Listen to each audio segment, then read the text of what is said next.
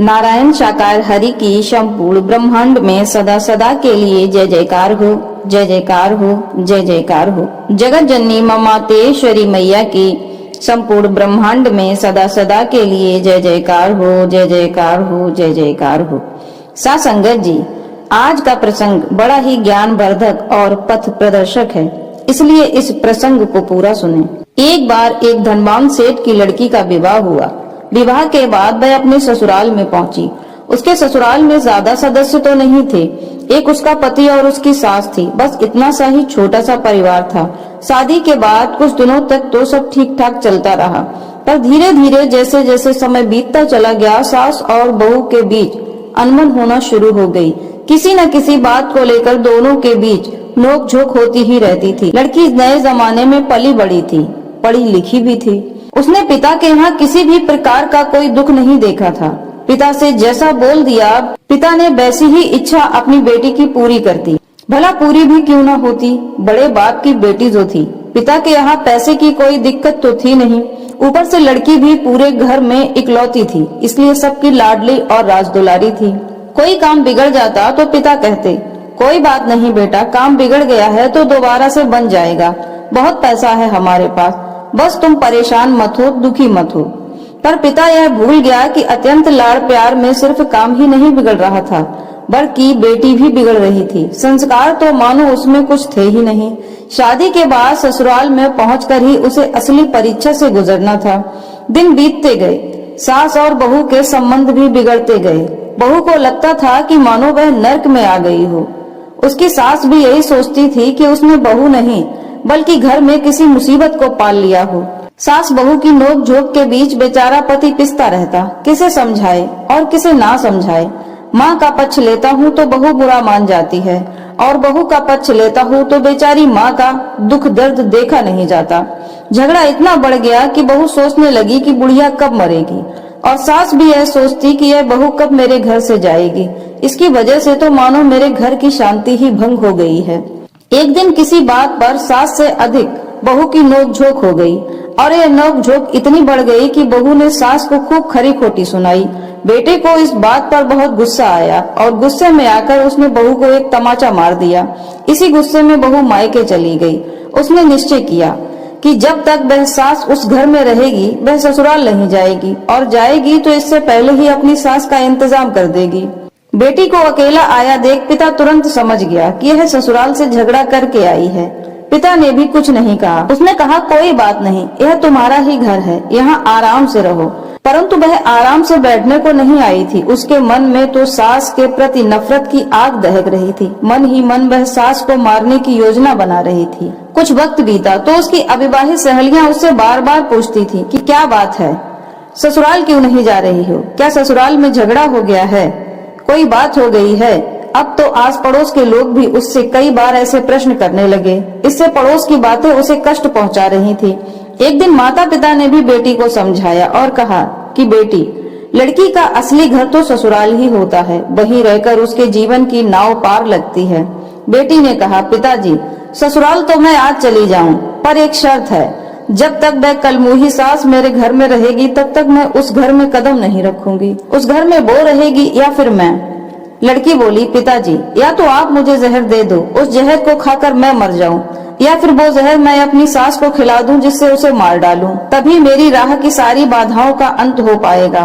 बेटी की व्यर्थ की जिद के आगे पिता ने घुटने टेक दिए।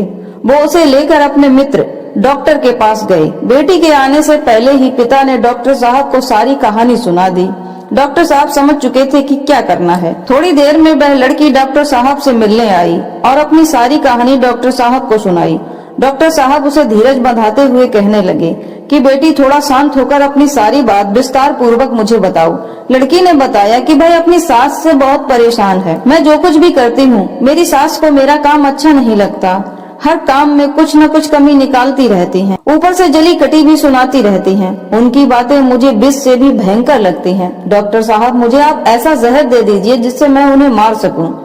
डॉक्टर ने कहा, बेटी, सबसे बड़ा विष तो तुम्हारे पास ही है, मेरे पास क्या विष लेने आई हो। यह जहर तो सिर्फ एक बार ही मारता है, पर तुम्हारे पास जो विष है वह मनुष्य को पल पल जीवन भर मारता ही रहता है। फिर डॉक्टर साहब ने अपनी बात को बदलते हुए कहा, बेटी, यदि मैंने तुम्हें तीव्र विष दे दिया तो तुम्हारी सास जल्द ही मर जाएंगी, पर घर के सभी लोग यही समझेंगे कि तुमने ही अपनी सास को जहर देकर मार डाला। आस पड़ोस के लोग भी यही समझेंगे, क्योंकि तुम्हारी उनसे बनती नहीं थी। और फिर पुलिस आएगी, तुम्हें पकड़ कर ले जाएगी, फिर सारा जीवन तुम्हें जेल में ही काटना पड़ेगा। इसलिए समझदारी से काम लो। मैं तुम्हें ऐसा विष दे रहा हूँ, इसे यदि तुम नियम से सुबह शाम अपनी सास के भोजन में मिलाकर देती रहोगी तो इस विष के प्रभाव से तुम्हारी सास धीरे धीरे बीमार होती चली जाएंगी और 6 महीने के अंदर ही वह मर जाएंगी। इससे किसी को कोई शक भी नहीं होगा, सब यही समझेंगे कि उनकी मृत्यु बीमारी के चलते हुई है। पर एक बात का ध्यान रखना, जब तक यह जहर की पुड़ियां चलती रहे तब तक तुम्हें अपनी सास से लड़ना नहीं है। अगर तुमने उनसे झगड़ा किया और कहीं गुस्से में आकर के वह रूठ गई और उन्होंने खाना नहीं खाया तो आगे का खिलाया गया जहर का असर सारा खत्म हो जाएगा। इसलिए तुम्हें नियम से सुबह शाम ये जहर की पुड़िया उनके खाने में मिलानी है और उन्हें खाना खिलाना है। बेटी, तुम्हें सारी बातें चुपचाप सहनी होंगी। डॉक्टर साहब की बात सुनकर लड़की मन ही मन खुश हुई और सोचने लगी कि चलो 6 महीने की ही तो बात है, जैसे तैसे करके चुप रह करके 6 महीने काट लूंगी, पर यह लड़ाई झगड़े का झंझट तो हमेशा के लिए खत्म हो जाएगा। लड़की बोली, ठीक है, मैं ऐसा ही करूंगी सास संगत जी। डॉक्टर साहब ने अपनी दुकान में जाकर 4 महीने की दवाई की पुड़ियां तैयार की और बोले, लो बेटी, इसमें 4 महीने का जहर है, जब तक खत्म ना हो तब तक यह पुड़िया नियम से अपनी सास के खाने में मिलाती रहना। अब तो लड़की बड़ी खुश थी।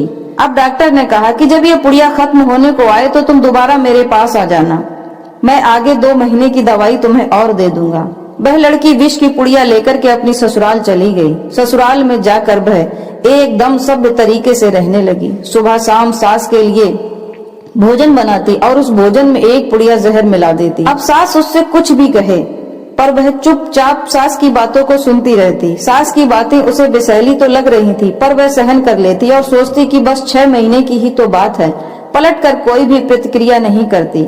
समय से सोना, समय से उठना, समय से भोजन बनाकर सास को खिलाना, यह तो उसने अब नियम ही बना लिया था ताकि कोई उस पर शक न करे।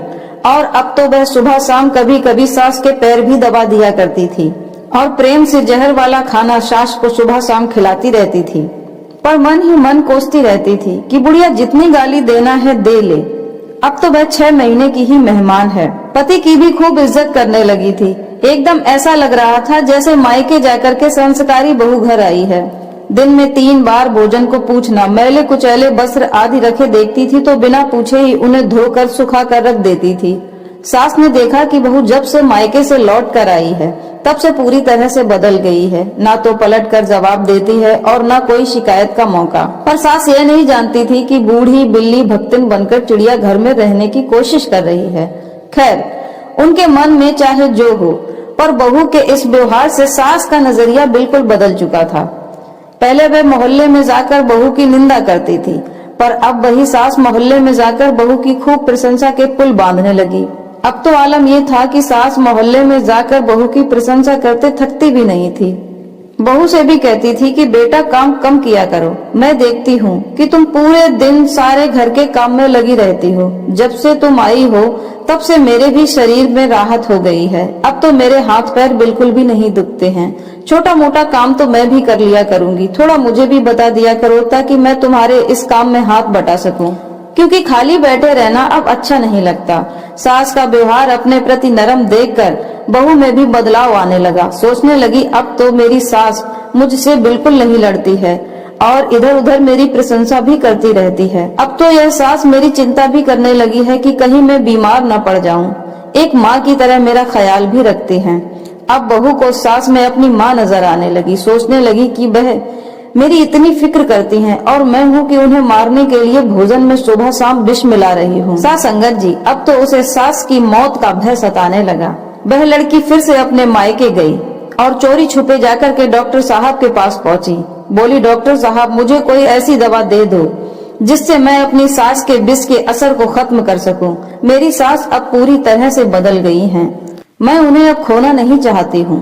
अब तो वह मुझे बहुत प्यार करती हैं, दिन रात मेरी प्रशंसा करते नहीं थकती हैं। ऐसी माँ समान सास मुझे और कहाँ मिलेंगी। लड़की की बात सुनकर उसके चेहरे के हाव भाव देखकर डॉक्टर साहब समझ चुके थे कि अब वह वास्तव में बदल गई है और अपनी सास को बचाना चाहती है।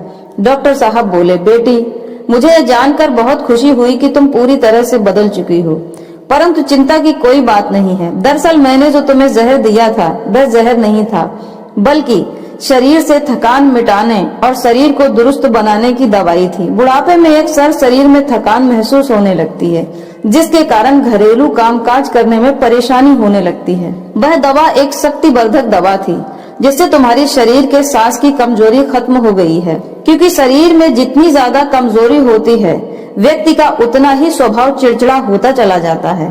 रही बात जहर की, तो जहर तो तुम्हारे मन में और तुम्हारे दिमाग में भरा था।